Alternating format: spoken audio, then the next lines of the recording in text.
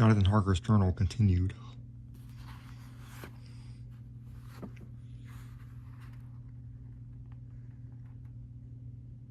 I woke in my own bed.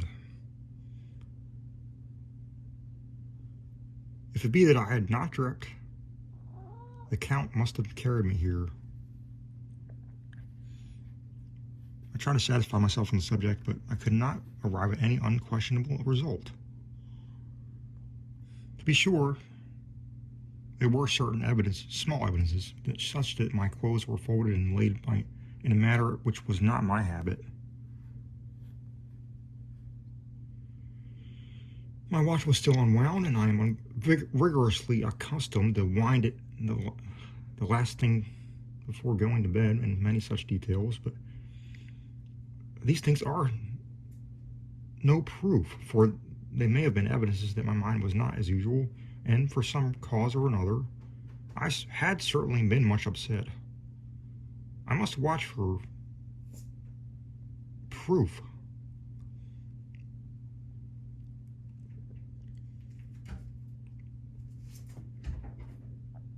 Of one thing I am glad. If it was that the Count carried me here and undressed me, he must have been hurried in his task, for my pockets are intact. I am sure this diary would have been a mystery to him which he would not have brooked. He would have taken it or destroyed it. As I look around the room, although it has been to me so full of fear, it is now a sort of sanctuary, for nothing can be more dreadful than those awful women who are, waiting to suck my blood.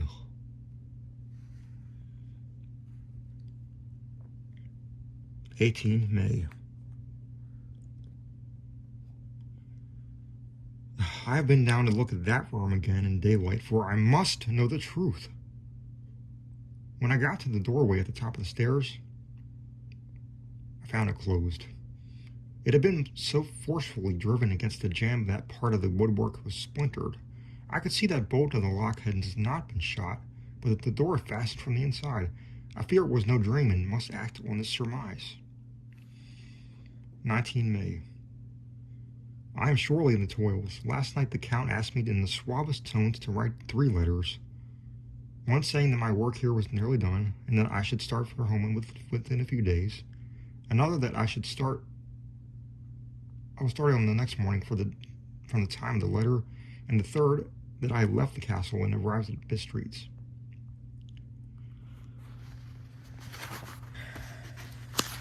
I would fain have rebelled, but felt that in the present state of things that it would be madness to quarrel openly with the Count whilst I am so absolutely in his power.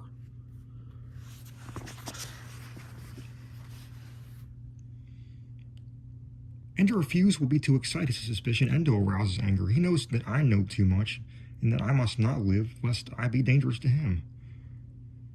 My only chance is to prolong my opportunities. Something may occur which will give me a chance to escape. I saw in his eyes something of that gathering wrath which was manifest when he hurled that fair woman from him.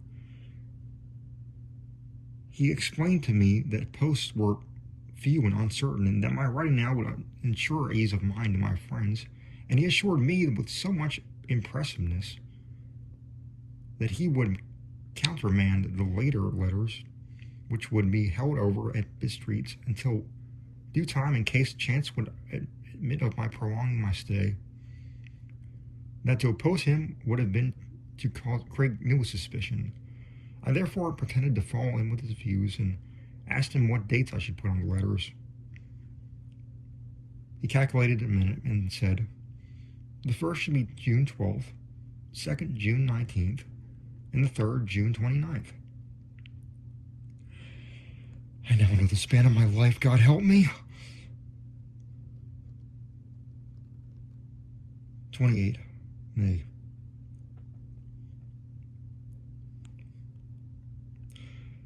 There is a chance of escape, or at any rate of being able to send word home.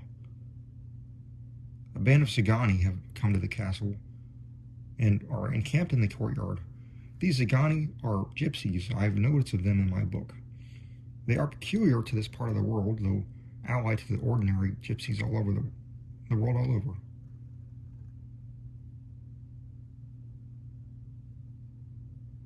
There are thousands of them in Hungary and Transylvania who are almost all outside all law.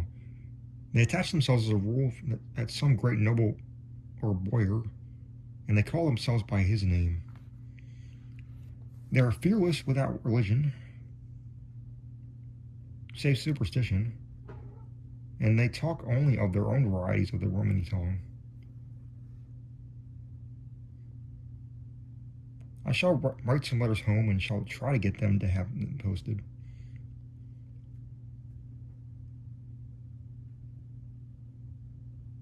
I've already spoken to them through my window and to begin acquaintanceship. They took their hats off and made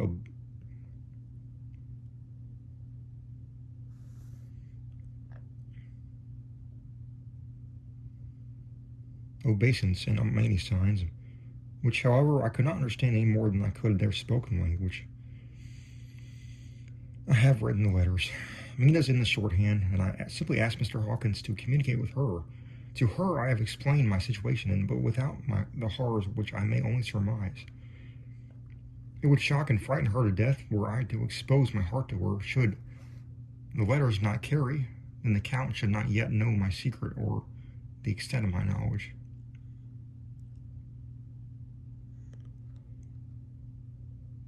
I have given the letters. I threw them through the bars of my window with a gold piece and made what signs I could to have them posted.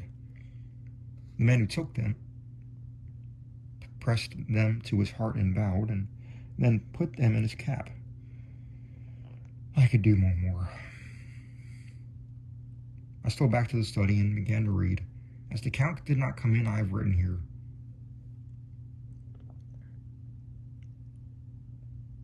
The Count has come. He sat down beside me and said in his smoothest voice as he opened two letters, "The Zagani have given me course. The Zagani have given me these, of which, though I know whence they come, I shall, of course, take that care. See?" He must have looked at it. "One is from you, and to my friend Peter Hawkins, and the other." Here he caught sight of the strange symbols as he opened the envelope, and a dark look came into his face, and his eyes blazed wickedly. "The other is a vile thing, an outrage upon friendship and hospitality. It is not signed. Well,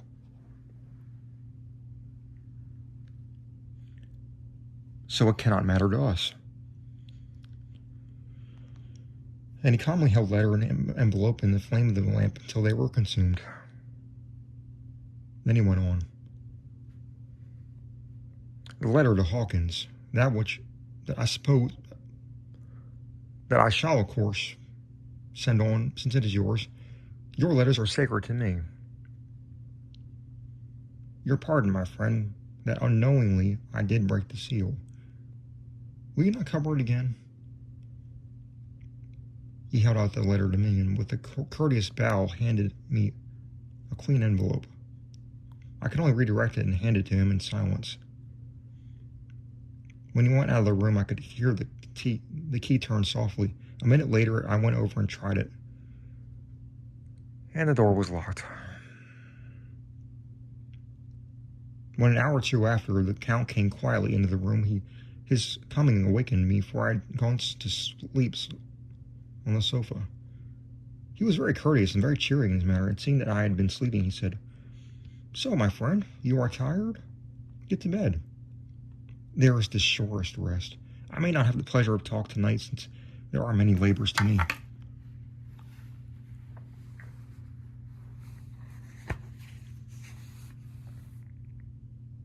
Your pardon.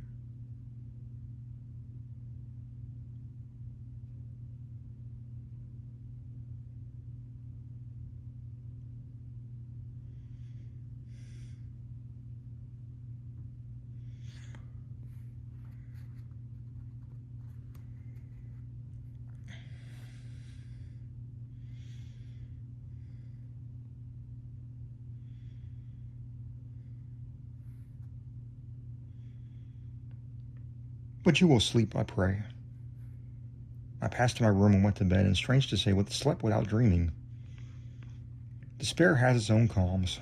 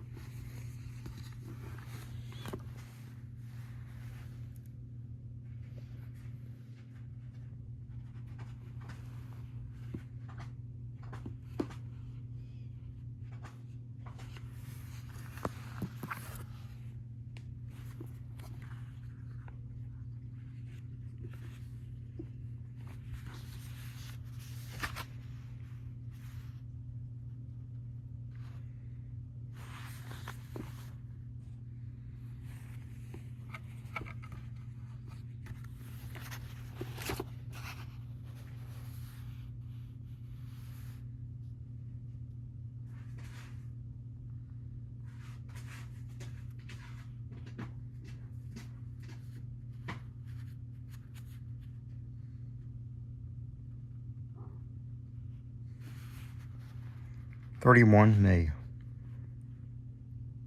This morning when I woke, I thought I would provide myself with some papers and envelopes from my bag and keep them in my pocket so that I might write in case I should get opportunity. But again, a surprise, again, a shock.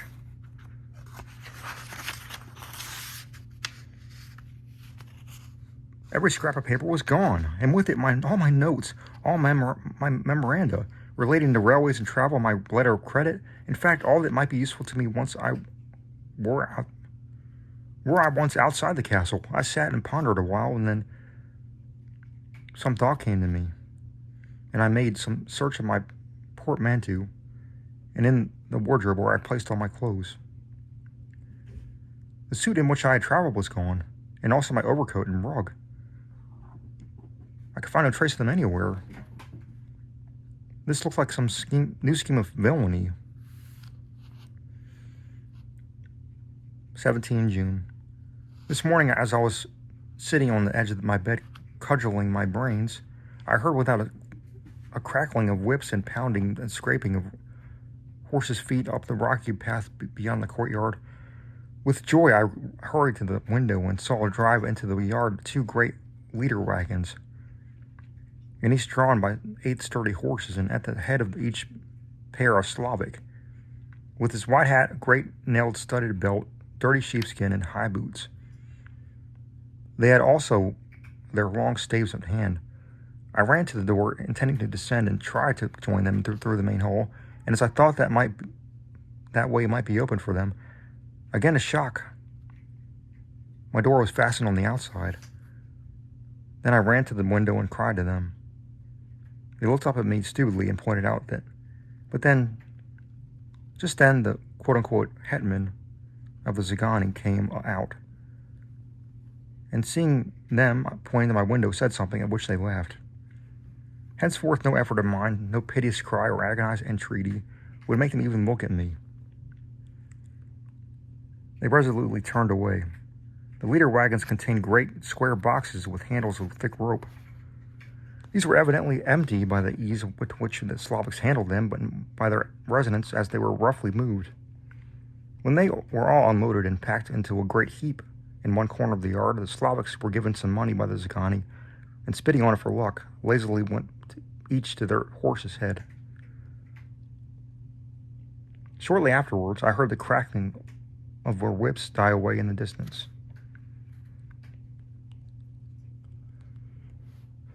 24 June, before morning. Last night the Count left me early and locked himself in his own room. As soon as I dared, I ran up the winding stair and looked out the window, which opened south. I thought I would watch for the Count, for there is something going on. The Zagani are quartered somewhere in the castle, are doing work of some kind. I know it. For now and then, I hear a faraway muffled sound as of a mattock and spade, whatever it is. It must be the end of some ruthless villainy. I had been at the window somewhat less than half an hour when I saw something coming out of the Count's window. I drew back and watched carefully, and I saw the whole man emerge. It was a new shock to me. to find that he had on the suit of clothes which I had worn whilst traveling here, and slung over his shoulder the terrible bag which I had seen the women take away. There could be no doubt as to his quest in my garb, too.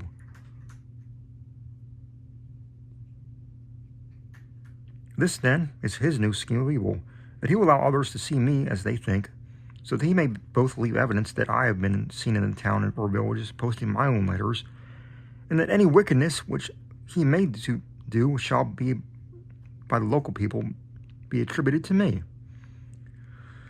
It makes me rage to think that this can go on, and whilst I am shut up here, a veritable prisoner, but without the protection of the law, which is even a criminal's right and consolation. I thought I would watch for the Count's return, and for a long time sat doggedly at the window. Then I began to notice that there were some quaint little specks floating in the rays of the moonlight. They were like the tiniest grains of dust, and they whirled around and around and gathered in clusters in a nebulous sort of way. I watched them with a sense of soothing and a sort of calm stole over me. I leaned back in the embrasure in a more comfortable position so that I could enjoy more fully the aerial gambling. Something made me start up, a low, piteous howling of dogs somewhere far below in the valley, which was hidden from my sight. Louder it seemed to ring in my ears, and the floating motes of dust to take new shapes to the sound as they danced in the moonlight. I found myself struggling to awake to some call to my instincts. Nay, my very soul was struggling, and my half-remembered sensibilities were striving to answer the call. I was becoming hypnotized, quicker and quicker. Danced to dust. The moonbeams seemed to quiver as they went by me into the mass of gloom beyond. More and more they gathered till they seemed to take dim phantom shapes. And then I started, broad awake and in full possession of my senses, and ran screaming from the place. The phantom shapes, which were becoming gradually materialized from the moonbeams, were those three ghostly women to whom I was doomed. I fled and felt somewhat safer in my own room, where there was no moonlight and where the lamp was burning brightly. When a couple hours had passed, I heard something stirring in the Count's room, something like a sharp wail quickly suppressed, and then there was silence. Deep, awful silence, which chilled me. With a beating heart, I tried the door and was locked in my prison and could do nothing. I sat down and simply cried. As I sat, I heard a sound in the courtyard without, the agonized cry of a woman. I rushed to the window and, throwing it up, peered between the bars. There indeed was a woman with disheveled hair, holding her hands over her heart as one distressed with running. She was leaning against the corner of the gateway, and when she saw my face at the window, she threw herself forward and shouted in a voice laden with menace, "Monster, give me my child!" She threw herself on her knees and, raising up her hands, cried the same words and tone which wrung my heart. And she tore her hair and beat her breast and abandoned herself to the violences of extravagant emotion. Finally, she threw herself forward, and though I could not see her, I could hear the beating of her naked hands against the door. Somewhere high overhead, probably over a tower, I heard the voice of the Count and calling in his harsh, metallic whisper. His call seemed to be answered far and wide by the howling of wolves, but before many minutes had passed, a pack of them poured like a pent-up dam when liberated through the wide entrance to the courtyard. There was no cry from the woman, and the howling of the wolves was but short. Before long, they streamed away singly, licking their lips. I could not pity her, for I knew not what had become of her child, and she was better dead. What shall I do? What can I do? How can I escape from this dreadful thing of night, gloom, and fear?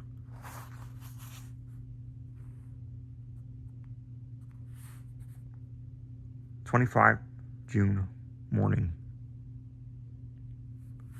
No man knows till he has suffered from the night how sweet and dear to his heart and eye the morning can be.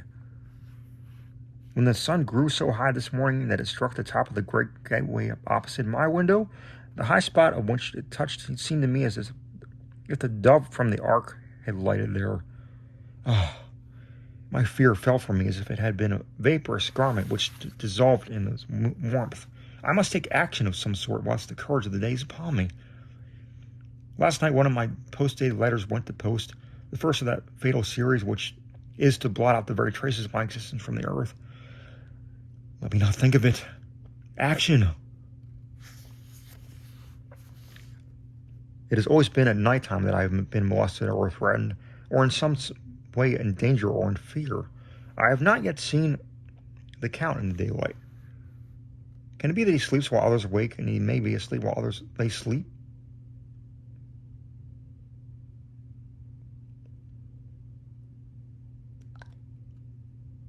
If I can only get into his room.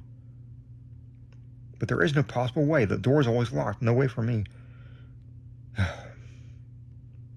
Yes, there is a way. If one dares to take it, where his body is gone, why may not another body go? I've seen him myself crawl from his window. Why should I not imitate him and go by in his window? The chances are desperate, but my need is more desperate still. I shall risk it. At the worst, it can only be death, and a man's death is not a calf's, and a dreaded hereafter may still be open to me. God help me in my task. Goodbye, Mina, if I fail. Goodbye, my faithful friend and second father. Goodbye, all, and last of all, Mina. Same day later. I have made the effort, and God helping me, have come safely back to this room. I must put down every detail in order. I went whilst my courage was fresh straight to the window on this outside, and at once got outside on this side. The stones are big and roughly cut, and the mortar has by process of time been washed away between them. I took off my boots and ventured out in a desperate way. I looked down once, so as to make sure that sudden glimpse of the awful depth would not overcome me. But after that kept my eyes away from it. I know pretty well the direction of the distance of the Count's window, and made for it as well as I could, having regard to opportunities available. I did not feel dizzy. I suppose I was too excited, and at the time it seemed ridiculously short, till I found myself standing on the windowsill and trying to raise up the sash. I was filled with agitation, however, when I bent down and slid feet foremost in through the window. Then I looked around for the Count, but with surprising gladness, made a discovery. The room was empty. It was barely furnished with odd things which seemed to never have been used. The furniture was the same style as in South's rooms, and was covered with dust. I looked for the key, but it was not in the lock, and I could not find it anywhere. The only thing I found was a great heap of gold in one corner. Gold of all kinds. Roman and British and Austrian and Hungarian and Greek, Turkish money, covered with a film of dust as though it had lay long in the ground. None of them that I noticed was less than 300 years old. There were also chains and ornaments, some jeweled, but all of them old and stained. In one corner of the room was a heavy door. I tried it I could not find the key to the room or the key to the outer door, which was the main object of my search. I must make further examination, or all my efforts will be in vain. It was open and led through a stone passage to a circular stairway, which went steeply down. I descended, minding carefully where I went, for the stairs were dark, being only lit by loopholes in the heavy masonry. At the bottom there was a dark, tunnel-like passage, through which came a deathly, sickly odor. The odor of old earth, newly turned. As I went through the passage, the smell grew closer and heavier. At last I pulled open a heavy door which stood ajar and found myself in an old ruined chapel, which had evidently been used as a graveyard. The roof was broken, and in 2 places were steps leading to the vault. But the ground had recently been dug over, and the earth placed in great wooden boxes, manifestly those which had been brought by the Slavics. There was nobody about, and I made a search over every inch of the ground so as not to lose the chance. I went down even into the vault, and where the dim light struggled, though to do so was a great dread to my very soul. Into 2 of these I went, and saw nothing, except fragments of old coffins and pile of dust. In the 3rd, however, I made a discovery. There, in one of the great boxes, of which there were 50 in all, on a new pile of newly dug earth, lay the Count. He was either dead or asleep. I could not say which, for his eyes were open and stony, but without the glassiness of death, and the cheeks had the warmth of life, though through all their power. The lips were red as ever, but there was no sign of movement. No pulse, no breath, no beating of the heart. I bent over him and tried to find any sign of life, but in vain. He could not have laid there long, for the earthy smell would have passed away in a few hours. But by the side of the box was his cover, pierced with holes here and there. I thought he might have had the keys on him, but when I went to search, I saw the dead eyes, and in them, dead though they were, such as a look of hate. Though unconscious of me or my presence, that I fled from the place, and leaving the Count's room by the window, crawled up again, up the castle wall. Regaining my room, I threw myself panting upon the bed and tried to think.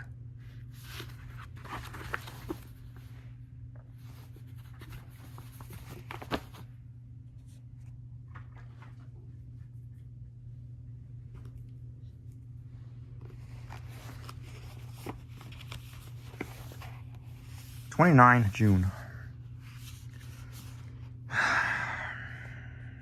Today's the date of my last letter. And the Count has taken steps to prove that it was genuine. For again, I saw him leave the castle by the same window, and in my clothes. As he went down the hall blizzard fashion, I wished I had a gun or some lethal weapon that I might destroy him. But I feared that no weapon wrought by man's hand would have any effect on him. I dared not wait until see him return, for I feared to see those weird sisters.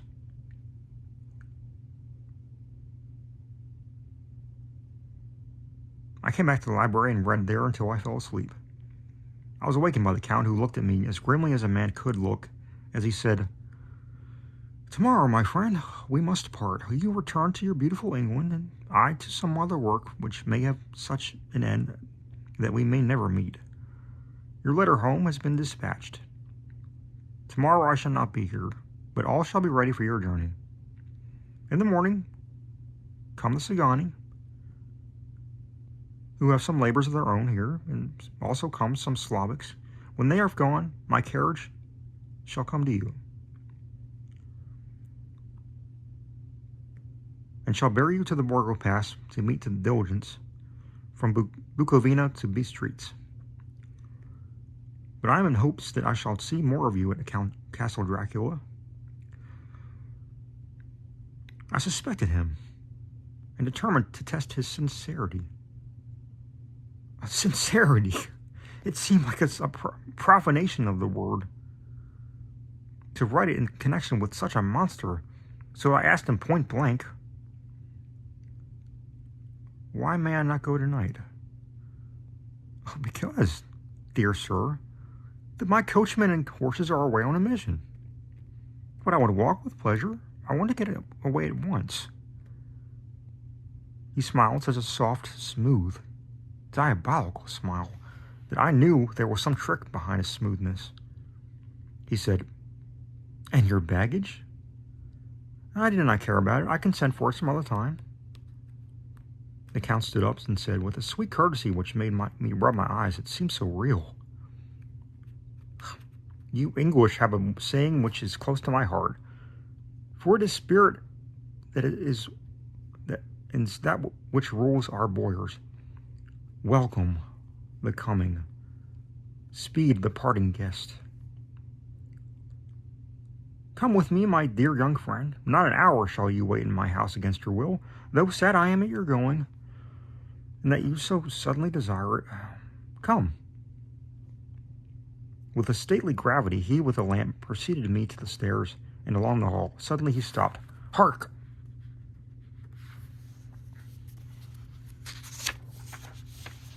Close at hand came the howling of many wolves. It was as if the sound of sprang up at the rising of his hand, just as the music of a great orchestra seems to leap under the baton of a conductor. After the pause of a moment, he proceeded with a stately way to the door, drew open the ponderous bolts, unhooked the heavy chains, and began to draw it open. To my intense astonishment, I saw that it was unlocked. Unlocked. Suspiciously, I looked all around, but I could see no key of any kind.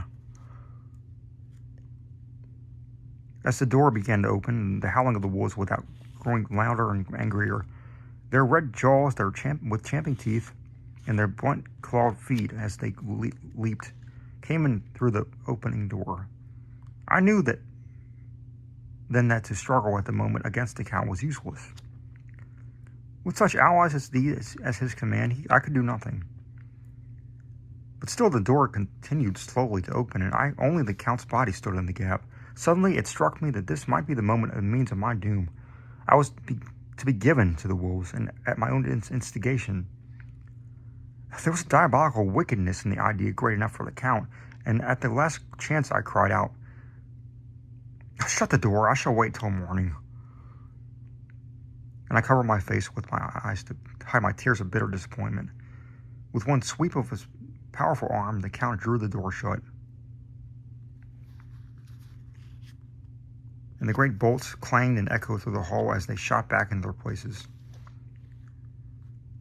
In silence, we returned to the library, and after a minute or two, I went into my own room. The last I saw of Count Dracula was his kissing my hand to me, with a red light of triumph in his eyes, and with a smile that of Judas in hell might be proud of.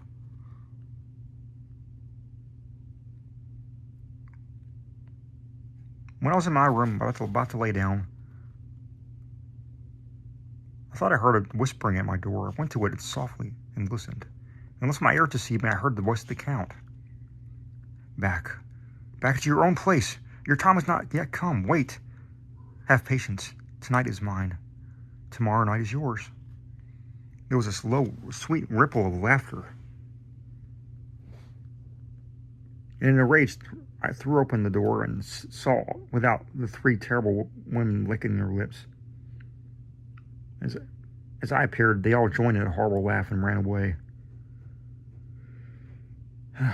I came back to my room and threw myself on my knees. Is it then so near the end? Tomorrow.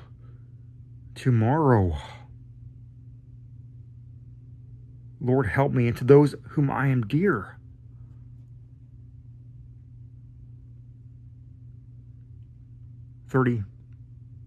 June morning.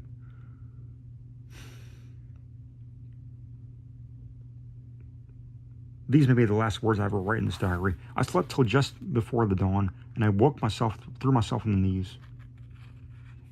For I determined that if death came, he should find me already.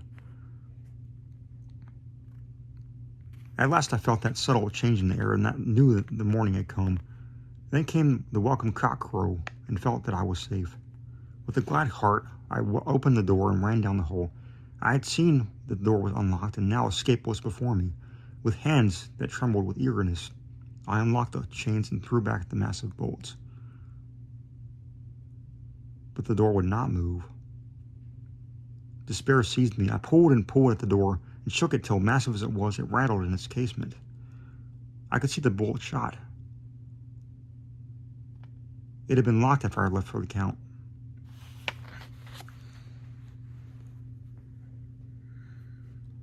Then a wild desire took me to obtain the key at any risk, and I determined that then and there to scale the wall again and gain the Count's room.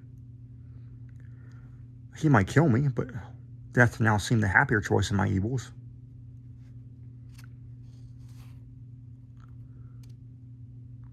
Without a pause, I rushed up to the east window and scrambled down the wall as before into the Count's room. It was empty, but that was as I expected. I could not see a key anywhere, but the heap of gold remained. I went through the door in a corner and down the winding stair and along the dark passage to the old chapel. I knew now well enough where to find the monster I sought.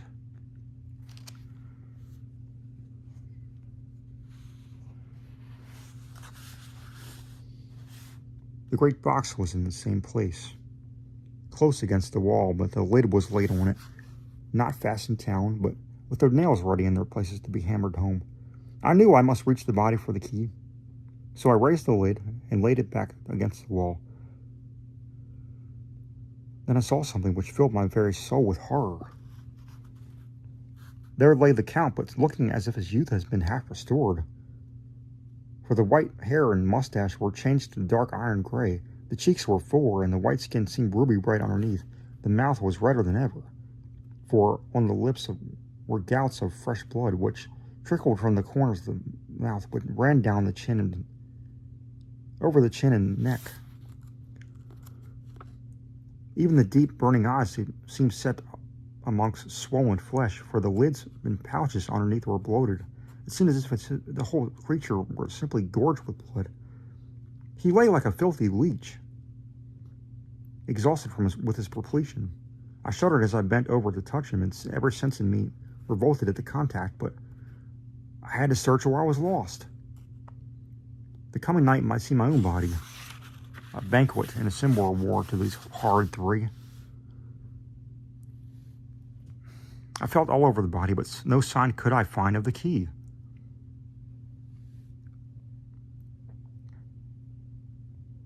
Then I stopped and looked at the Count. There was a mocking smile on the bloated face which seemed to drive me mad.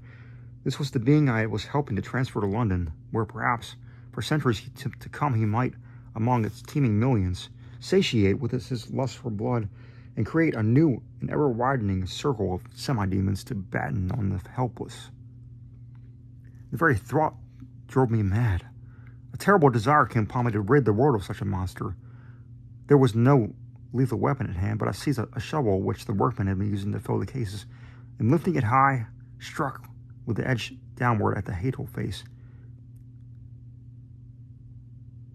But as I did so, the head turned, and the eyes fell upon me.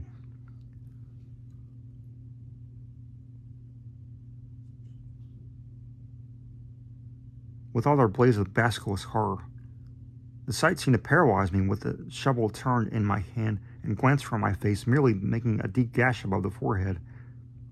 The shovel fell from my hand across the box, but as I pulled away, the flange of the blade caught the edge of the lid, which fell over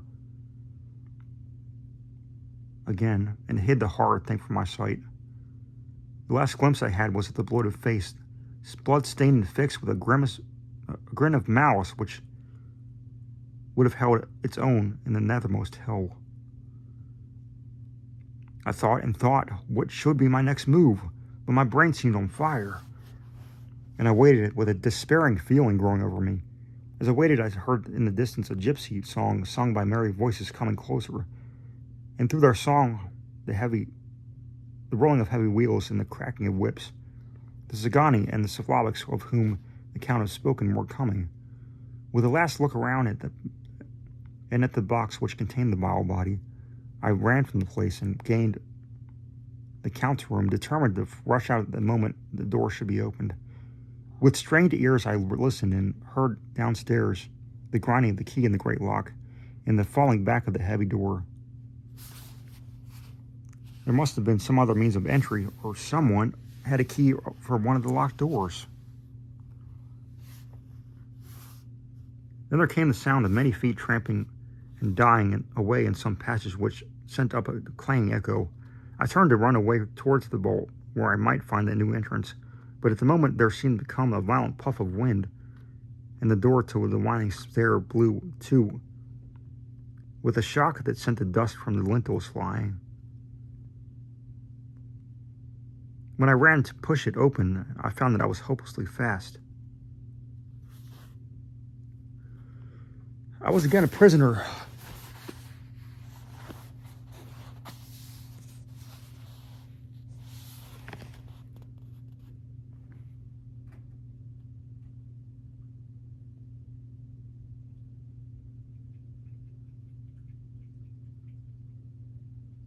And the net of doom was closing around me more and more closely.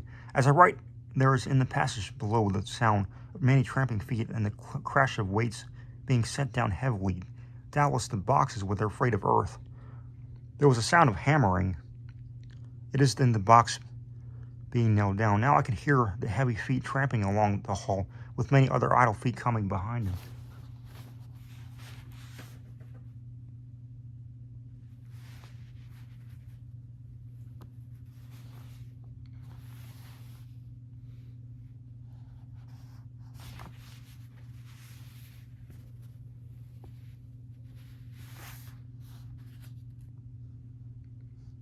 The door is shut.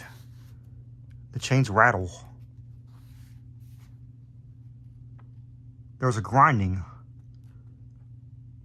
of the key in the lock. I can hear the key withdrawn, and another door opens and shuts. I hear the creaking of lock and bolt. Hark! In the courtyard and down the rocky way, the roll of heavy wheels, the crack of whips, and the chorus of the Zagani as they pass in the distance.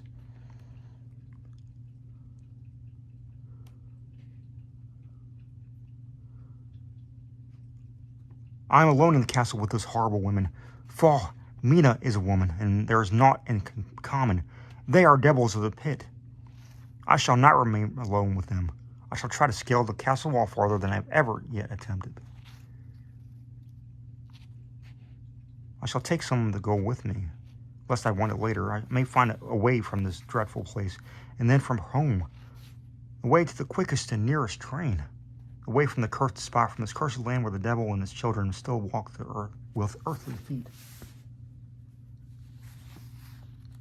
At least God's mercy is better than that of those monsters, and the precipice is steep and high enough.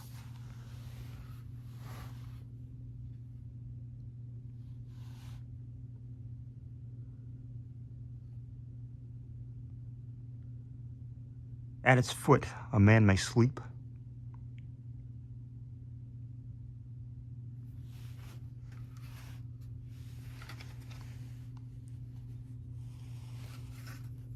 As a man.